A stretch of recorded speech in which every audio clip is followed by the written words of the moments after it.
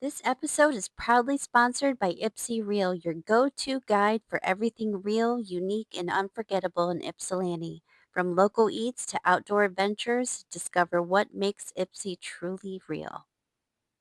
Welcome to a special episode of What's Up Ypsi, coming to you from the heart of the action at Ford Lake Park, host of the National Rowing Championships.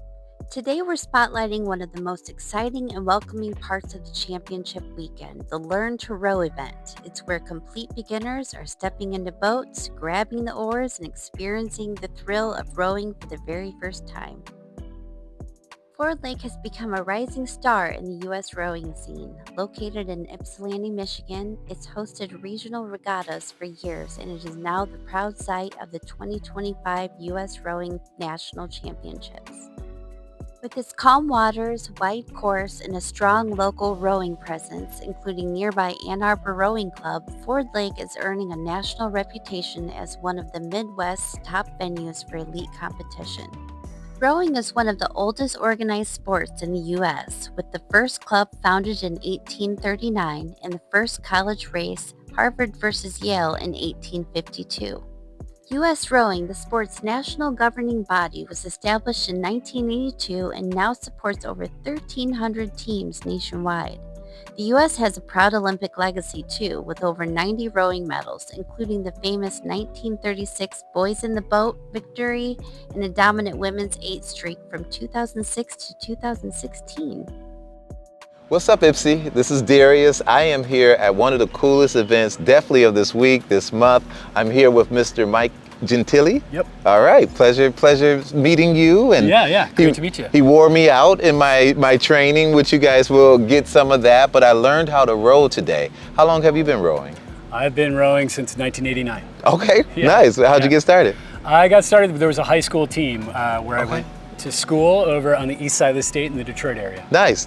Yeah. And did you return to the Detroit area, or you stayed there the whole time? Or? Yeah, I've lived and coached and rowed around the U.S., but Okay. I've been back in Detroit for the last 20 years. Awesome. Yeah. And what are you doing in Detroit? I coach the Detroit Boat Club crew. Awesome. Yeah. The Detroit Boat Club crew. Yes. That's a cool name. Yep. So we're located on Belle Isle. We've been a rowing team since 1839. Oh, wow. And we have competitive programs for high school kids and for adults, masters, Excellent. like the regatta here today. Yes. And we also do a ton of programs, a ton of youth learn to row programs, a ton Nice. of adult learn to row programs. Okay. And we've partnered with a lot of organizations in the Detroit area, like Downtown Boxing Gym and Embrace Sports, Excellent, to get yes. to introduce rowing to even larger population. Nice. I love the fact that you have to work together. You know, especially when you're working with teens or youth and all that. I mean, that's a life learning skill that I'm sure they're learning through rowing. Oh yeah, as you saw today, rowing, it seems really complicated, but once you get out there, you'll laugh at me and say, Mike, it is really complicated. You're right. But once you get out there, you do pick it up and you get the hang of it pretty quickly. Mm-hmm. But rowing it's not front and center in everybody's imagination. People don't know rowing's out there. And so you really have to work to partner with other organizations that maybe have relationships with kids and are working with kids already to get people rowing and to expose them to it. No, that makes sense. And for rowing today, we practice with the rowing machines. Yeah. How much is what you guys do? Like the practicing outside of the boat or do you do majority of the practicing in the boat? I wish I could say we do the majority of the practicing in the boat. Okay. We are here in Michigan. And we're off the water. We're working out indoors through the winter, through most of the fall, and into the spring too. That makes sense. So tell us about today. I was telling them I came here as a kid with my aunt and play basketball. Now to see where it is now and the significance of this place in Ypsi. Could you tell us about that? Yeah, this is really cool. So US Rowing is hosting Row Fest here, which is their summer national championships. Yes. And it's a national championship for people of all categories. Awesome. So high school kids, which we call U19, so kids 18 and younger, college age kids, which is U23, open athletes who are people who are competing at that pre-elite level, and then masters, people who are doing it recreationally or very seriously throughout their whole lives. And it's really great that the investment was made here, because this is an excellent course and can host events of this size for years to come. And from my understanding, there's only like 13 rowing courses in Michigan. Oh, in Michigan? Yeah, and this is like one of the better ones? Oh, yeah. Oh, absolutely. There's a few places where you can row and host a race in Michigan, but this is probably, I don't know that anything else is this size and this scale. So this is really a unique location. You hear that, Ypsilanti? We got one of the best in Michigan, if not the best. Oh, yeah. So if somebody wanted to get into rowing, what would you tell them? I would tell them just do a quick search for programs near you. Rowing is one of the fastest growing sports in the United States right now. And there's lots of learn to row programs. The Ann Arbor Boat Club has learn to row programs in different types of classes you can take there. You can find them online and just check it out. Or if you're on our side of town, DetroitBoatClubCrew.com, you can sign up. We do learn to rows all summer and fall, and then we do indoor learn to rows. Very cool. Which are more like just a way to stay in shape as well as learn how to row. Awesome. That is so cool. So today the last day? No, they got racing tomorrow and Sunday as well. Excellent. And how often do you race? I try to get in a race at least once a year. For sure. So today I learned a lot of things. One thing that we almost ran into was crabbing. What is that? So crab is, as you're rowing, you're trying to stay in time with everybody. Your oars are going in the water and then out of the water. If you're late getting your blade out of the water, it can get caught and then dragged by the momentum of the boat. And it's a long lever, so when the blade is caught, the handle will swing around and can hit you, can knock you over. And so we saw that in the Learn to Row boat tonight, but it's not too big of a deal because we're only going half a mile per hour. It can be a pretty big deal when it happens in a race like this, when people are moving at their top speed. 100%. It can be a very dangerous thing. And now, are the people in the front, are they like the leaders? Because I know we were told to like kind of look in front of us. But if they're in front, are they, or it just happens to be in front? Right. So no, that's absolutely true. So as you noticed, rowing is also a little strange because it's one of the only sports that you actually move backwards.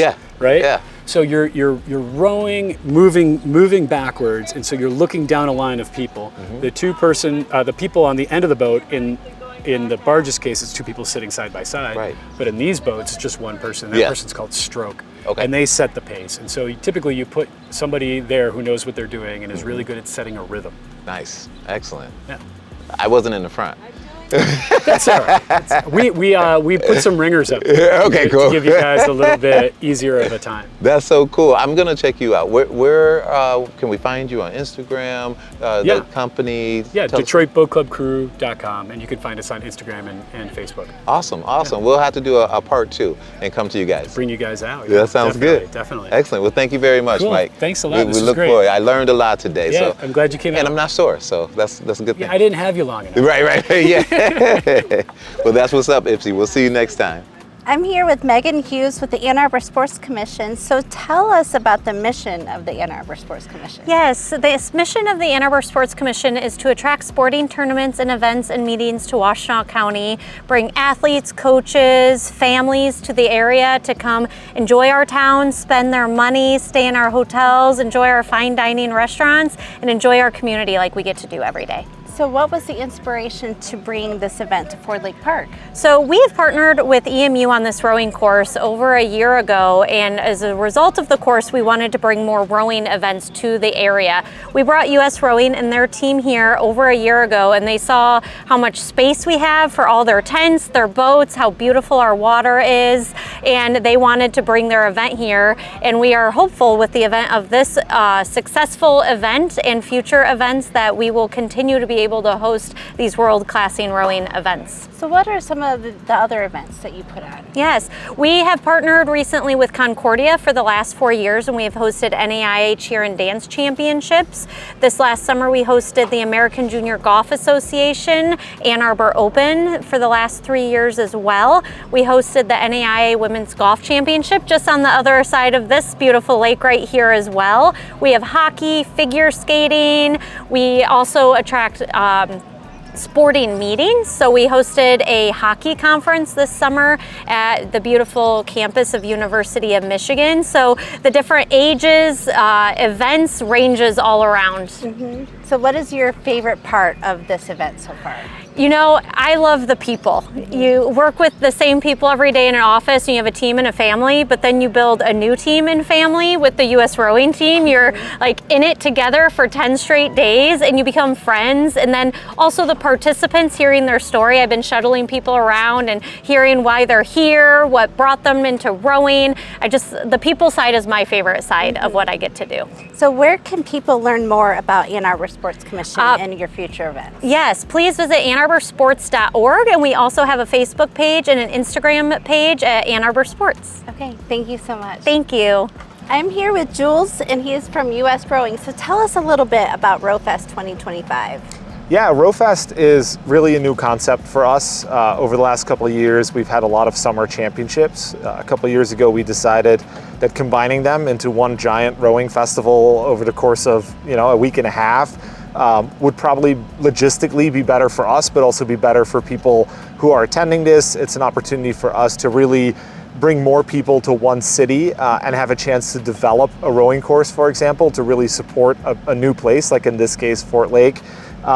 There wasn't really a regatta like this here before, and bringing an event of this scale and being able to fill hotel rooms, work with an organizing committee, work with a lot of local businesses, it was just a bigger kind of opportunity for us to show the value of rowing to a community. Right, exactly. So tell me a little bit about if somebody is coming in. The Ford Lake Park is one of 13 lakes across the U.S. that actually has Olympians and Paralympians train. So tell me a little bit about what makes Ford Lake special for this event. Yeah, there are only so many places in America where you can row on a 2,000 meter course, which is, like you said, the Olympic distance, and have 8 lanes across. That is quite unique. So when you think about rowing, a lot of people will look at an Olympic course, or they might have seen rowing on TV, and it's really only a couple boats side by side. Right. A really spectacular way of rowing is more boats. Right, exactly. And so the number of 8-lane courses,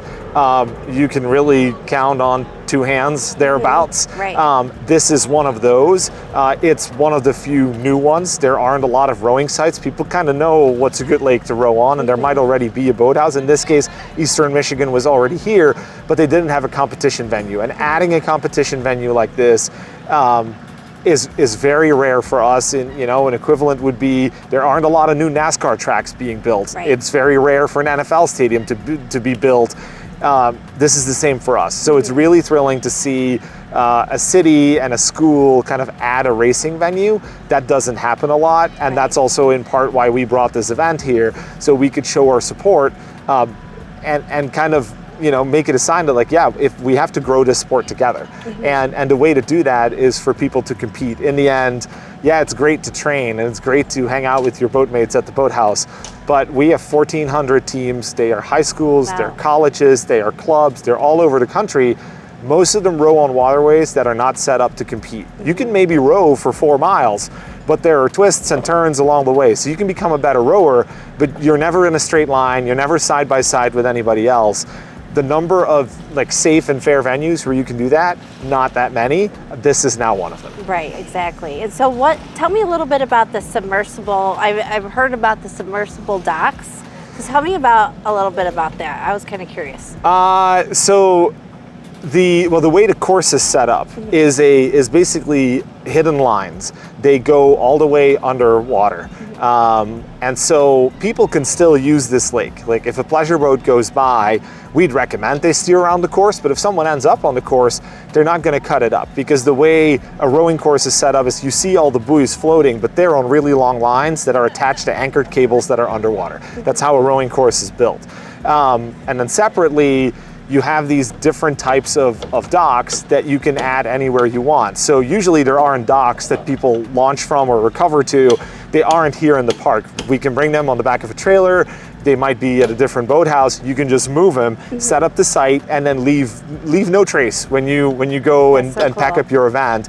And so at the end of racing season, Eastern Michigan can take the course out. Okay. And they can store it at their boathouse. And then in spring, when the lake is thawed and kind of the rowing club or rowing team goes back out there, they can install the course again, because the parts that kind of anchor the course are hidden so far underwater that it's not going to bother anybody. Once they take it out, the lake is like everybody knew it. It doesn't bug anyone. Oh, that's great. That makes it very convenient. Yeah. So tell everybody how they can find US Rowing and what you guys are all about. Yeah, you can find us on social media at USRowing. You can find us online at usrowing.org. If you're seeing this and think, oh, I want to try rowing like people did tonight, I want to learn about learning to row, there is a Find a Club on our website. You punch in your zip code and it will tell you all the teams near you. You go to their website, you send them an email, you give them a call and say, hey, I live nearby, I've seen you on the lake, I'm curious about rowing, love to hop in a boat. The majority of teams will either have programming once every couple months or couple weeks, where it's like a camp and you learn to row for 3 days and you kind of figure out if you like it or not. But there are also a lot of teams who will say, yeah, come on down, wear the right clothes, hop in a boat, awesome. Let's see what you think. It doesn't always have to be some sort of like setup programming. So a beginner can come out and learn. Absolutely. We had someone win a medal today at this event who started to row when she was 65. So there's hope. Oh, absolutely. we had a master, so we call adults who row masters rowers, right? Like they haven't rowed in high school, they haven't rowed in college, they find a rowing club nearby. We had a masters rower who learned to row at 26 make it all the way to the Olympics. Oh, wow. She was literally working for ESPN. So you don't have to start young. No, absolutely not. And like rowers aren't particularly great at rowing. Like we don't have 17-year-old phenoms that are going to the Olympics. That's really rare. It's not like gymnastics or other sports. The average team member for Team USA in rowing is probably in their late 20s. Some people are early mid-30s. That's really, really normal. So if you're athletic, you're maybe kind of tall, you're strong, you know, you kind of, you know what you're doing. Like we tend to recruit people who are sitting on the bench in their own sport, but they're tall and athletic, and we go to them and you're like, I know you're on the bench in your current sport, but you could be a star in our sport. That's how we pitch it. Yeah, and if you're not strong to begin with, you're going to be strong afterwards. Absolutely. I'm telling you, those arm strength, that comes with the rowing. It does, it does. Yeah. Okay, thank you so much for talking with me. Thank you. Thank Appreciate you guys. Thank you. Thank you.